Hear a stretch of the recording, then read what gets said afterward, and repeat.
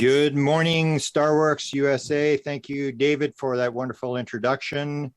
I have my little presentation here. It's Sunday morning. A lot of people may have been up all night with Jacques Vallée partying, so there may be some people who aren't at the very beginning of this presentation, but I have some fireworks at the end, so stick around for the end of it. What I'm going to do today is I'm going to talk about an outline I have for an upcoming book. And it basically is what I learned in almost 47 years of UFO school. I've been in this a long time. The joke is that when I started, I had some hair. It's been a long time. And this is basically what I came up with. And one of the problems I had was when I started doing this, I suddenly realized there was way more than what I had ever thought that I had learned.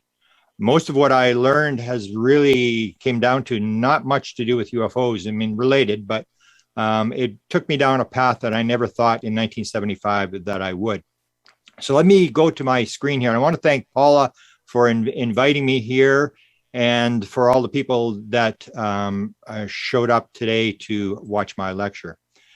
Now, here's my little screen and here's my little start here. Let's go to full screen. And as I said, this is what I learned in UFO school. And basically, I never would have believed that this would happen. That what happened in 1975, I had a sighting. I had no interest in UFOs. I've been through this a number of times. Just happened to go out there, and I'll actually describe a little bit about how it happened today. But what I would say to sum up, and I've said this almost every lecture I do, almost every interview I do, if you actually know what's going on, this is my summation of the whole 47 years of UFOs. This is the Super Bowl of all stories. It is the World Cup of all stories. It is the biggest story that will ever come down the pike. There's nothing that can come close to this story if you realize what's going on.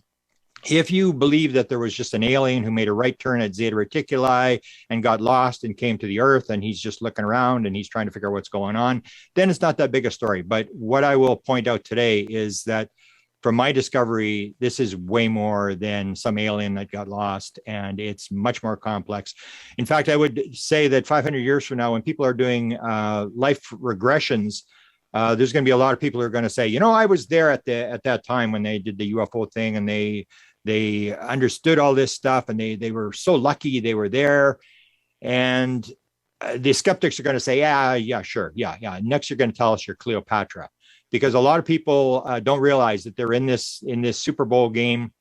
He may be the water boy, you may be the quarterback, but you're playing in the biggest story of all time. The other thing I want to point out before I start here is that what I'm going to talk about today is belief. One of the things I sort of have come to conclusion, it's all belief, whether it's religion, whether it's COVID, whether it's vaccine, whether it's global warming. You can see today that it's belief system versus belief system, that in the end, we really don't know 100% for sure about anything. And that was one of the lessons I was taught, which I will show you what they basically gave to me. And the other thing that I want to sort of point out is that my game that I played was basically curiosity. So a lot of people want to try to make money. I remember a very rich businessman came to me one time who was interested in the UFO thing. And he said, Grant, I got a question for you. I said, how do you make some money at this thing? And basically what it comes down to is it's very hard to make money at this thing. There really is no money. And I've never played it for money. I've always played it for a game, like a chess game, a curiosity thing. I saw this object the second night. When I saw it the second night, when it came right at me and then flew off into the north, I basically said, what the heck's going on? I got to figure out what's going on. And this is the story of what I discovered. The bottom line is, and I was told this a number of times, I've written 3 books on this. I got 2 more books coming out on this. One of the main messages that I was given, because I had a sort of a noetic experience, download experience, whatever you want to call it, in 2012, where my whole career was totally shifted around.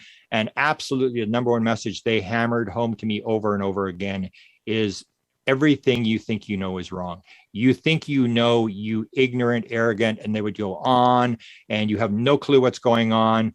And so that's the bottom line, that we think that we've got this thing all figured out, and we don't. Max Planck exemplified this. We sort of think that we've got everything all figured out. We just got one more piece of the puzzle to put in there.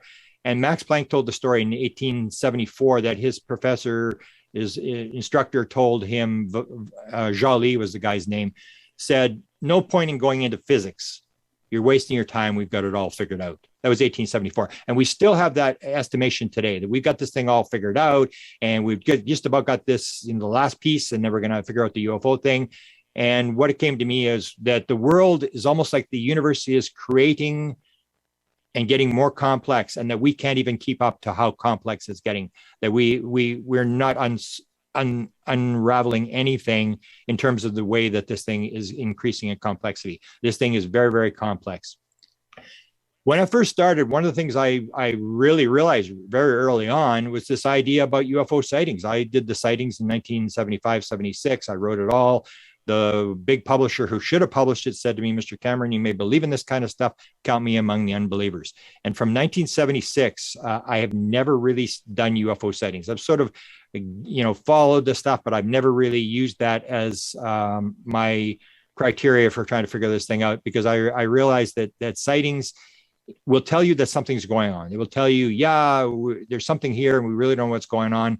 But in terms of figuring out what's really going on, it really doesn't tell you very much. So I sort of joined UFO Sightings Anonymous, and I basically from there went on to a career of disclosure. So I got into the whole disclosure thing. When I saw it the second night, I looked at this thing flying through the sky, and I said, what's going on? What is that thing? And then I thought, oh, maybe that's an extraterrestrial from another planet. And I went on this whole pursuit that I didn't know what was going on, but I figured there had to be somebody who knew what was going on.